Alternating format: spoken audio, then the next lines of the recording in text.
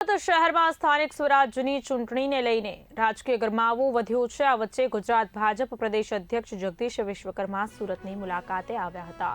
તેઓ ward number 10 Adajan પાલ વિસ્તારમાં આવેલા ચૂંટણીના મધ્યસ્થ કાર્યાલય ખાતે ઉપસ્થિત રહ્યા અને ભાજપના ઉમેદવારો તથા કાર્યકર્તાઓ સાથે ચાય પે ચર્ચા કરી હતી। મુલાકાત દરમિયાન તેમણે કાર્યકર્તાઓ સાથે વિવિધ મુદ્દાઓ પર ચર્ચા કરી અને ખાસ કરીને મહિલા કલ્યાણ યોજનાઓ અંગે વિગતવાર માહિતી આપી હતી।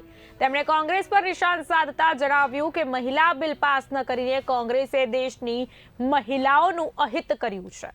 તેમણે વડાપ્રધાન નરેન્દ્ર મોદી દ્વારા અમલમાં મુકાયેલી વિવિધ યોજનાઓના કારણે મહિલાઓ, ગરીબો અને અન્ય વર્ગોના જીવન સ્તરમાં નોંધપાત્ર સુધારો થયો હોવાનું જણાવ્યું છે।